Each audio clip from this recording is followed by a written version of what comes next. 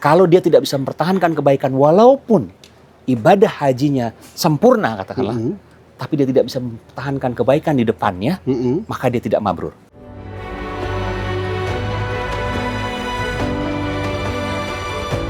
Dialog Iman bersama Aiman. Assalamualaikum warahmatullahi wabarakatuh. Kembali bersama saya Aiman Wicaksono dalam Dialog Iman bersama Aiman. Kali ini saya bersama dengan Ustadz Ruslan. Tapi yang paling penting adalah saya berada di tempat di mana satu hari ini adalah satu hari yang paling baik dalam satu tahun. Dan ini dilakukan pada saat musim haji 2026. Masya Allah Ustadz ya.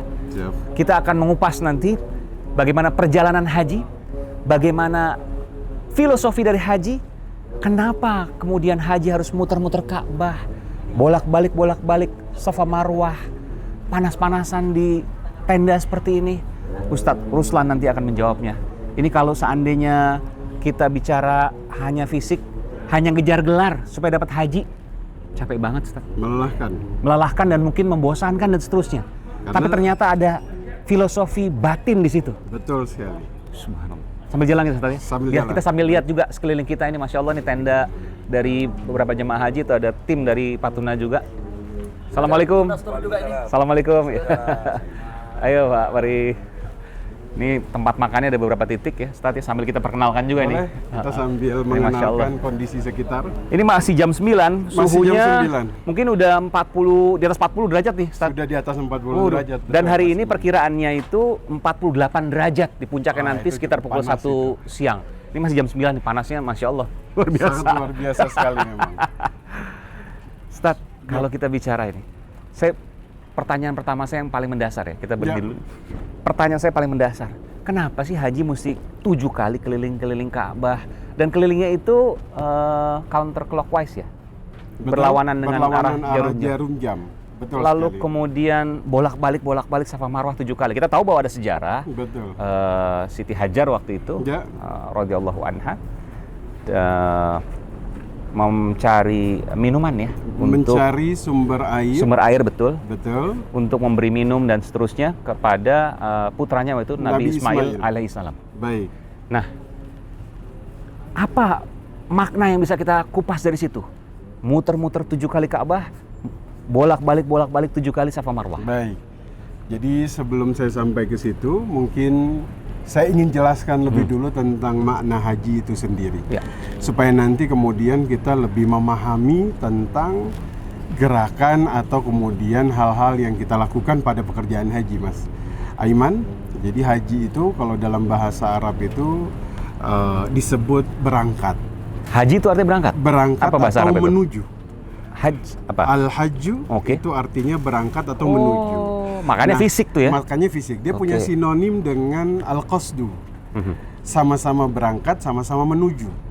Nah, tapi yang menarik, kalau misalnya maknanya sama, kenapa nggak menggunakan al-qasdu untuk menggambarkan haji? Misalnya kalau al-qasdu namanya apa tuh? Berangkat atau menuju. Jadi namanya bukan haji, namanya apa tuh? Kasdi. Namanya mungkin al-qasdi. Nah, kenapa? Karena ternyata maknanya sama, tapi dia punya substansi yang berbeda. Al-hajju itu kita berangkat menuju suatu tempat yang sangat kita butuhkan. Ada sesuatu yang sangat penting yang ada di tempat yang kita tuju.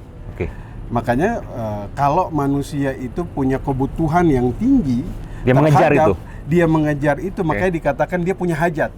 I see. Nah, misalnya kalau kasdu tadi? Al-qasdu dia hanya menuju suatu tempat, tetapi tingkat kebutuhannya tidak terlalu tinggi di situ. Inilah mulianya bahasa Arab ya, apa namanya? Tingginya derajat bahasa Arab. Dia punya filosofi yang tinggi sekali. Nah, makanya ketika manusia berangkat haji, di sana dia punya kebutuhan yang tinggi atas sesuatu. Dia punya kebutuhan yang sangat luar biasa di tempat itu. Nah, yang kalau kita lihat di dalam Al-Quran, kebutuhan itu ternyata Allah sebutkan di sela-sela ayat tentang haji. 196 surah Al-Baqarah Allah sebutkan tentang haji. Tiba-tiba di 201 Allah menyelipkan satu doa yang Mas Aiman pasti sudah hafal doa ini. Kita bilang doa sapu jagat. Oh, Robbana atina fid dunya hasanah wa fil akhirati hasanah wa qina adzabannar. bahwa ternyata tingkat kebutuhan kita terhadap kebahagiaan dunia dan akhirat itu tinggi sekali. Nah, itu makanya kemudian kita berangkat dan kita mencarinya di haji ini. Nah, terkait yang Mas Aiman... Sebentar, sebelum ke sana. Artinya, doa Robbana atina fid dunya hasanah wa fil akhirati hasanah, meminta keselamatan dunia dan akhirat, kebahagiaan dunia dan akhirat. Betul. Itu esensi dari haji. Ketika orang haji, betul, dan insya Allah mungkin dia mabrur ya, insya Allah dia mabrur, betul, maka yang dia akan dapatkan adalah bahagia dunia akhirat. Dunia akhirat. Itu janji Allah. Itu janji Allah. Dari mana filosofinya? Itu bahkan Mas Aiman melihat bahwa ketika tawaf di antara rukun Yamani dengan, betul, rukun Hajar Aswad, doanya itu. Oke. Dan itu yang kemudian dibaca berulang-ulang selama 7 putaran. Doanya itu. Karena manusia ini dia punya cita-cita yang tinggi. Di dunia sukses, di akhirat dia bahagia. Nah, tapi kemudian Allah itu memudahkan siapapun, tidak hanya yang berangkat haji, bahkan kadang yang tidak berangkat haji pun Allah mudahkan untuk dapat kebahagiaan dunia dan akhirat. Itulah adilnya Allah. Ya. Maka kita yang berangkat hari ini, kita dimudahkan lewat pekerjaan haji. Seperti yang Mas Aiman bilang tadi, sa'i dari Safa ke Marwah, bolak-balik. Dulu Nabi Ibrahim itu kan jalan kaki, Mas Aiman. Iya. Dengan panas seperti ini ya? Panas seperti ini. Dari Syam itu dulu Jordania itu Syam, Baitul Maqdis itu Syam, Libanon itu Syam. Betul. Itu jalan kaki yang menurut ahli sejarah tuh sekitar 2000 km. Wah. Mas Aiman pernah jalan kaki 2000 km? Ini jalan 2 meter aja panas kayak gini nih. Panas kayak gini kita nyerah. Betul. Kita. 2 meter aja loh. Betul, panasnya luar biasa.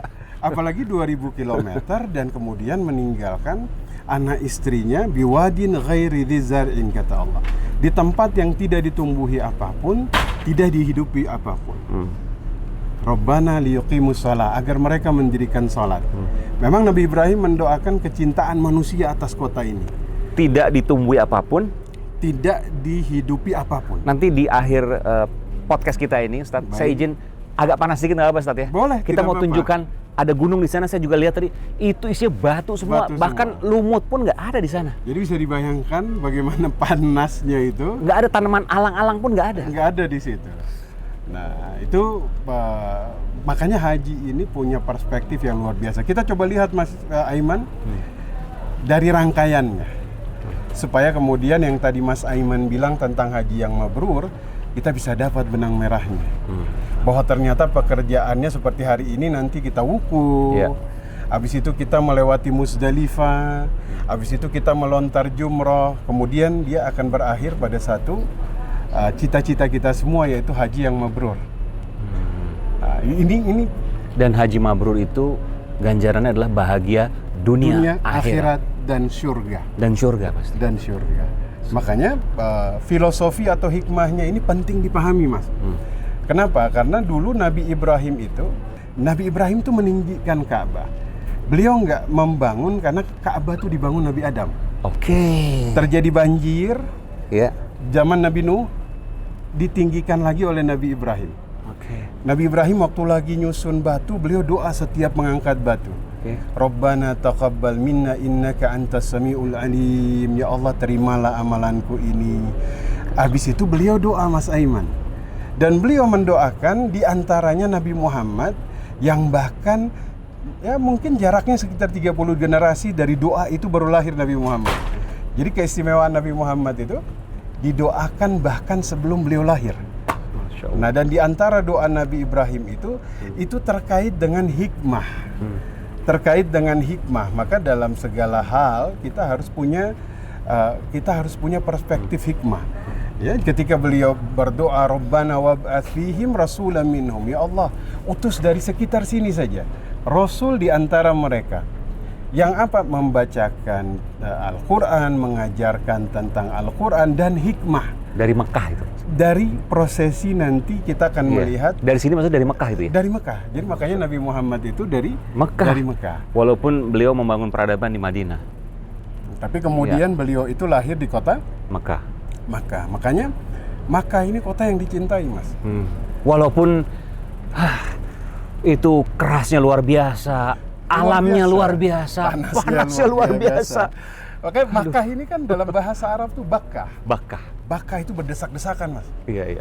Karena keinginan manusia itu semuanya berdesak-desakan untuk sampai ke hari ini. Bakah itu artinya berdesak-desakan. Bahkan sampai hari ini. Bahkan Kita mau, sampai hari mau ini. masuk Masjidil Haram itu Harus luar pakai biasa. nusuk. Harus pakai nusuk. Dan sekarang alhamdulillah sih nggak berdesak-desakan, tapi jalannya agak jauh. Agak jauh. Jadi crowd manajemennya memang bagus, luar Crowd biasa. manajemennya bagus dan memang berdesak-desakannya bisa kita lihat daftar antriannya, Mas. Oh, untuk haji maupun umroh ya. Ini sebelum Mina, ini kameranya kayaknya kepanasan, Ustaz. Kita Siap. masih diberikan berkah kekuatan oleh Allah. Alhamdulillah. Jadi Amin, kita Mas. masih kuat. Amin. Tapi kameranya nggak kuat, dia mati-mati terus. Karena panas banget. Panasnya Banget. bukan panas, panas.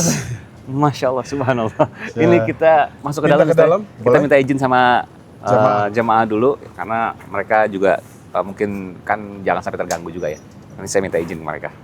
Alhamdulillah di sini mudah-mudahan lebih kuat ya. Baik. Ini menunjukkan bahwa kita nggak pernah nih syuting kayak gini, Sat. Karena di Jakarta biasanya kamera masih kuat 30-35 menit masih kuat. Di sini tadi baru 5 menit udah nggak kuat. Udah nggak kuat, cuacanya nggak sepanas di sini soalnya. Inilah Iya. bukti bahwa kita datang sini. Silakan, Silakan, nggak apa-apa, silakan, Ini Pak. kita Silakan. alami aja, nggak apa-apa. Siap. Ini karena pintu masuk ya, memang sini sangat luar biasa nih, Masya Allah. Banyak yang sedang istirahat untuk mempersiapkan nanti puncak haji lepas zuhur Zuhur sampai sampai maghrib. Menjelang maghrib. insya Allah. Terutama puncaknya nanti setelah asar sampai maghrib.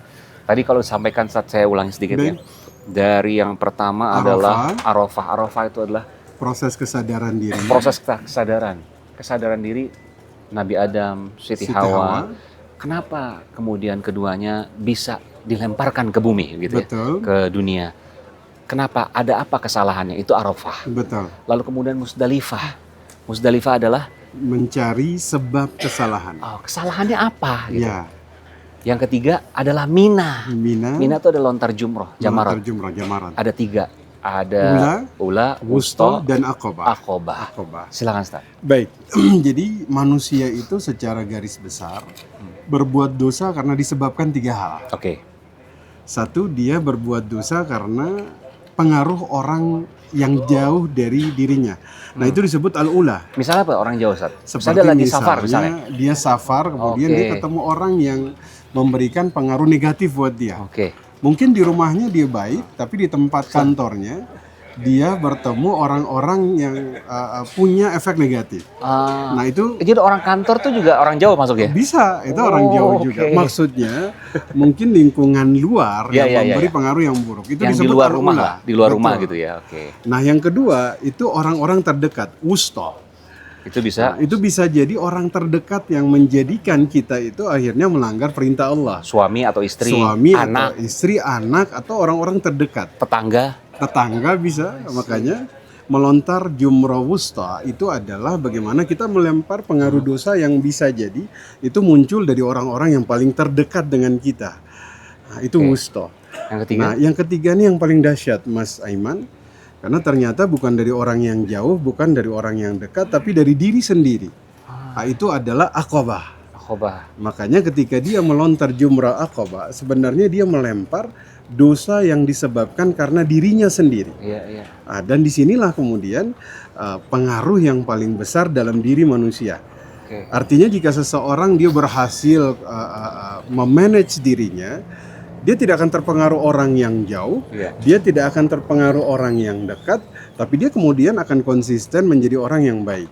Nah, jadi kalau kita melihat di Arafah, proses dia menyadari bahwa dia memiliki dosa. Iya.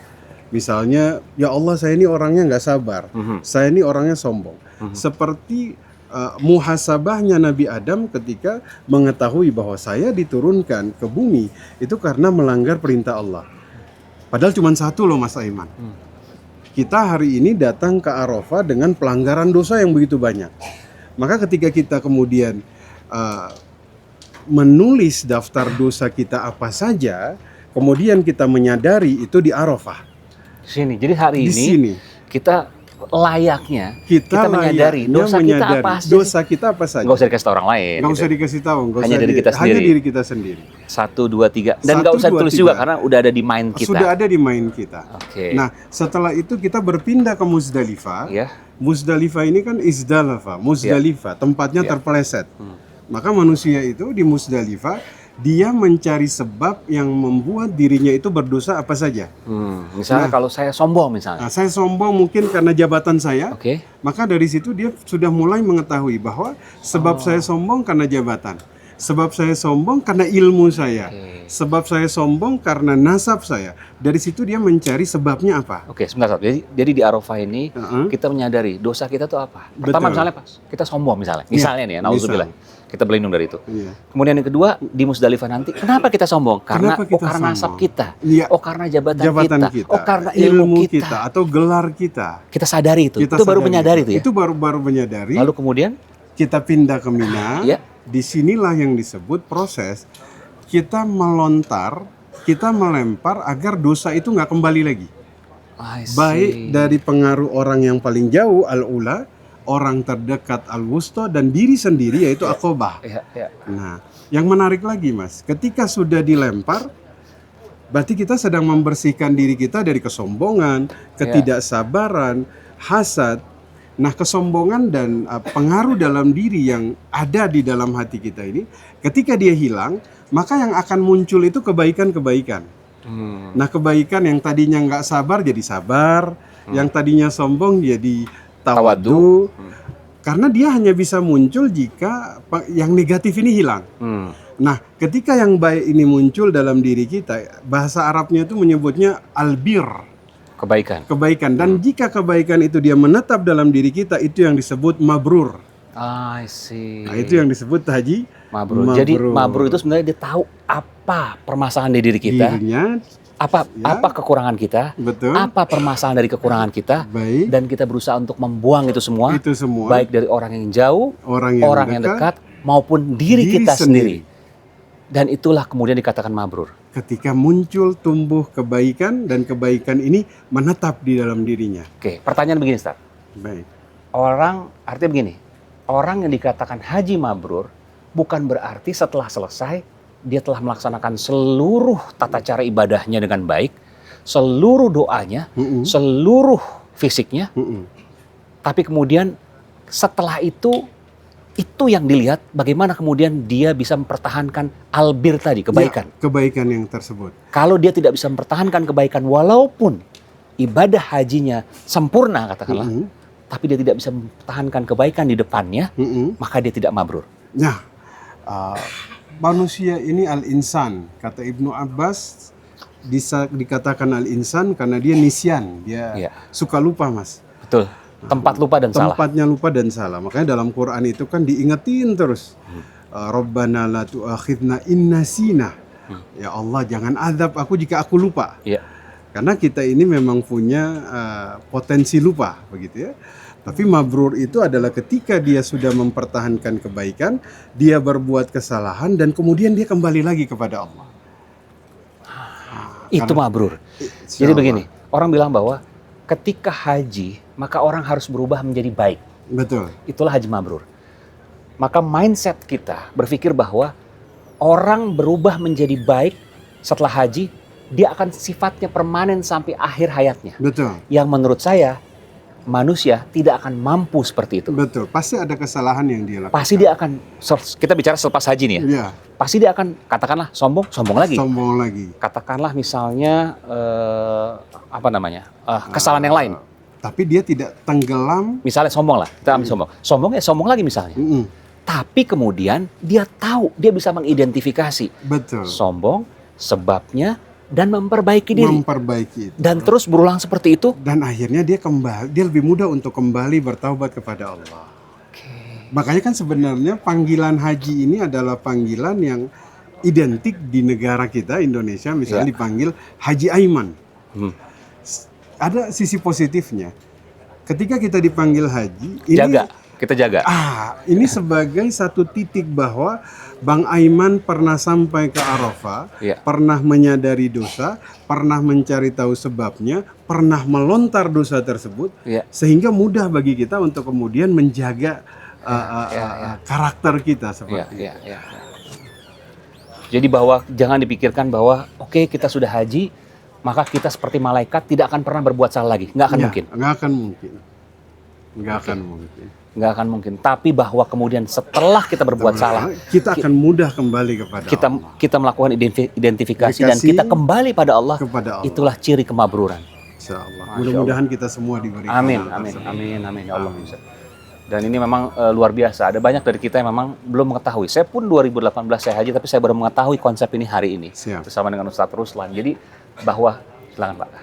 Bahwa ada hal yang memang kita bukan sosok yang sempurna. Betul. Kita bukan malaikat yang tidak punya dosa. Betul. Bahkan saya pernah mendengar, koreksi kalau saya salah Ustadz. Kalau ada satu kaum yang tidak pernah berbuat dosa, maka Allah akan menggantikan kaum itu dengan orang yang berbuat dosa, tapi kemudian dia bertobat kepada Allah. Karena Allah ingin, dan Allah ingin makhluknya, ciptaannya, itu bertobat kepadanya. Bukan orang yang memang tidak pernah punya salah sama sekali. Dan itu tidak akan mungkin. Tapi orang yang kembali kepada Allah pada saat ia melakukan dosa. Perbuatan dosa dan dia kembali. Itu memang satu hadis yang disampaikan oleh Nabi Muhammad SAW bahwa memang manusia ini tidak ada yang tidak berbuat dosa. Mahallul khata. Kita ini tempatnya salah. Kita ini tempatnya dosa, ya. Tapi kemudian ketika berbuat dosa dan kita kembali kepada Allah, itulah yang terbaik. Makanya dalam salah satu ayat di dalam Al-Qur'an itu kan Allah berfirman, "Qul ya ibadiyalladzina asrafu ala anfusihim." Di sini Allah memanggil bukan dengan panggilan dosa yang melekat di dalam dirinya. Padahal Allah sedang membicarakan orang yang melampaui batas di dalam dosa. Ya, Allah berhak untuk panggil wahai para peminum khamar, wahai para penzina, wahai para penjudi. Tapi Allah memanggil mereka dengan satu sebutan pengakuan, wahai hambaku yang sedang melampaui batas di dalam dosa. La taqnatu min rahmatillah. Jangan putus asa dari rahmatku, kata Allah. Ya, saya yakin di antara jutaan jamaah haji yang hadir di Arafah pada hari ini, tidak ada yang pernah mengaku dirinya Tuhan seperti Fir'aun. Tidak pernah, insyaallah. Ya, Fir'aun itu mengatakan dengan lantangnya, ana rabbukumul a'la, ya. Saya Tuhan kamu yang paling tinggi. Saya Tuhan yang maha tinggi.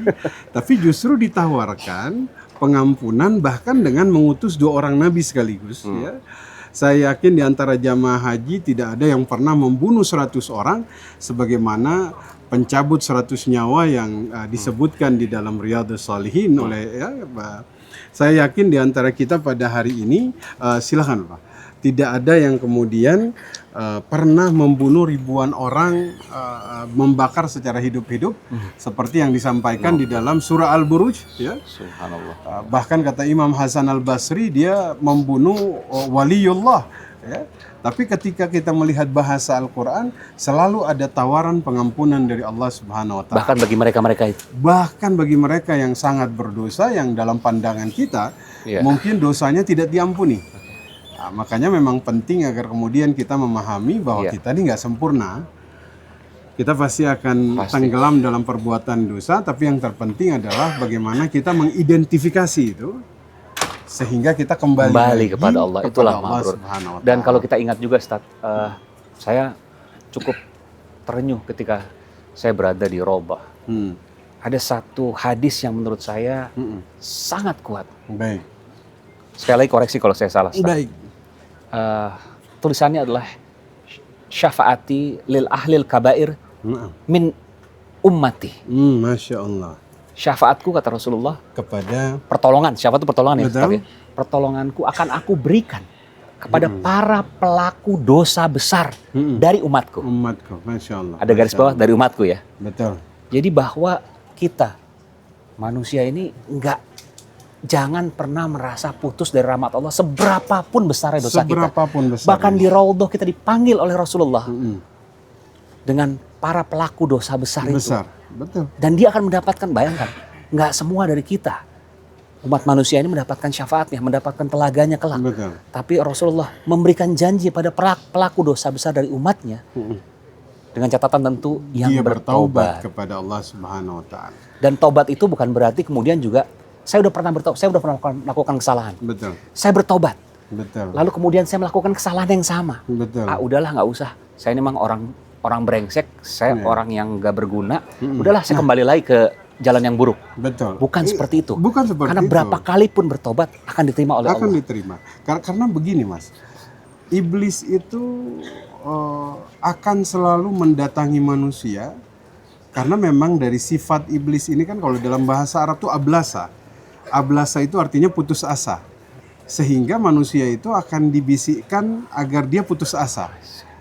Dia selalu mengajak orang lain itu agar mudah memiliki karakter seperti dia, yaitu karakter agar mudah putus asa. Maka ketika ada orang yang berbuat dosa besar, kemudian iblis ini akan menggoda, percuma kamu taubat, dosamu terlalu besar, tidak akan diampuni.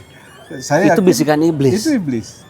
Karena secara nama iblis itu ablas ya. Ablasa itu Putus asa. putus asa. Jadi dia tuh pengen orang lain putus asa seperti dia. Karena dia sampai hari kiamat tidak akan pernah menemukan tempat untuk kembali. Namun manusia selalu akan menemukan tempat untuk kembali. Jadi berapa kali pun kita berbuat dosa, 1000 kali pun, Kembali Allah kepada pasti akan Allah, menerima akan itu. Allah terima dosa kita. Akan Allah ampuni segala dosa kita. Amin ya rabbal alamin. Dan doa di Arafah itu juga penting, Ustaz. Selain tadi mengakui, apa kemudian yang bisa dikandung dari situ, Ustaz? Mengakui bahwa kita berdosa Mengakui dan bahwa kita berdoa. bahwa ada harapan yang kemudian bisa kita raih dari situ. Betul. Saya ingin mengutip sebuah perkataan dari seorang ulama namanya Ibnul Mubarak. Ya. Beliau pernah datang di hari Arafah dan melihat Imam Sufyan Ats-Tsauri itu sedang wukuf. Ya. Ketika masuk waktu sore hari beliau tanya, "Tuan Imam, siapa di hari ini yang menjadi manusia yang paling merugi di antara orang yang wukuf?" Maka kata Imam Sufyan Ats-Tsauri, hari ini yang paling rugi adalah mereka yang menyangka dosanya tidak diampuni oleh Allah Subhanahu wa taala. Seberapapun banyaknya. Seberapapun Orang yang banyaknya paling rugi hari ini adalah orang yang menyangka bahwa dosanya seberapapun banyaknya itu tidak diampuni oleh Allah Karena Allah Subhanahu wa pasti mengampuni. mengampuni. Makanya Bapak Ibu, Mas Aiman, semua kita itu ada satu kata Aisyah Ummul Mukminin, Rasulullah itu yastahibbu jawami' minad du'a. Beliau itu menyukai doa-doa yang pendek tapi syarat dengan makna. Makanya seperti doa yang kita sebut doa sapu jagat, Rabbana atina fid dunya hasanah wa fil akhirati hasanah wa qina adzabannar. Baca doa itu sebanyak-banyaknya ketika kita wukuf di Arafah, ya, karena itu menjadi salah satu tujuan kita datang untuk haji. Ya, jika misalnya Mas Aiman melihat dalam rangkaian ayat haji itu dari Al-Baqarah 196, tiba-tiba di 201 Allah menyebutkan doa ini di antara rangkaian haji, yaitu Rabbana atina fid dunya hasanah wa fil akhirati hasanah wa qina adzabannar. Makanya di Arafah ini minta pengampunan Allah, minta bahagia dunia dan akhirat. Karena itu harapan dan salah satu puncak cita-cita manusia di dalam kehidupan. Semoga kita dapat pengampunan Amin, ya Allah. Allah. Amin, ya Allah. Kita dapat kebahagiaan dunia dan akhirat. Amin ya rabbal Ustaz, alamin. boleh terakhir sebagai penutup kita berdoa sama-sama, Ustaz, di sini, Ustaz. Mungkin Baik. yang mendengarkan silakan kita mengamini. Baik. Doa yang memang insya Allah kita bukan orang yang sempurna, Baik. tapi disinilah kemudian Allah menjanjikan bahwa seberapapun banyaknya dosa kita, Baik. bahkan kalau dikatakan ada istilah dengan seberapapun besar seperti gunung Uhud dan seterusnya, maka itu atau seberapa banyak buih di lautan, Betul. maka Allah pasti saya boleh katakan pasti, Ustaz, ya, Pasti akan mengampuninya. mengampuni dosa kita. Pasti. Amin. Amin ya Kita rabbal doa sama-sama, Ustaz. Baik, bismillah. Bismillahirrahmanirrahim. Allahumma inna nas'aluka fi'lal khairati wa tarkal munkarat. Fahdina li salihal a'mali wal akhlaq. Allahumma ja'alna hajjan mabruran wa sa'yan mashkuran wa tijaratan lan taburan. Allahumma inna nas'aluka ilman nafi'an wa a'malan salihan wa khairan kathiran wa syarran ba'idan birahmatika ya arhamar rahimin. Allahumma arhamna fa innaka khairur rahimin. Allahumma arzuqna fa innaka khairur raziqin. Allahumma aftah lana fa innaka khairul fatihin. Rabbana atina fid dunya hasanah wa fil akhirati hasanah wa qina adzabannar. Wa sallallahu ala sayyidina Muhammad wa ala alihi wa sahbihi wa ajmain. Amin amin ya rabbal alamin. Dan semoga kita semua di sini menjadikan kita menjadi haji yang mabrur. Amin. Haji kita diterima oleh Allah Subhanahu wa taala dan kita menjaga kebaikan kita. Amin. Dan ketika kita jatuh pada lubang yang sama, kita bertaubat, Allah menjaga lagi. Amin. Dan kita jatuh lagi pada lubang yang sama, Allah menjaga lagi. Amin. Kita bertobat dan hingga kita terus demikian. Amin. Karena tidak ada satu orang pun yang sempurna, hingga akhir hayat Amin. kita bisa menutup mata hidup jiwa kita dengan la ilaha illallah.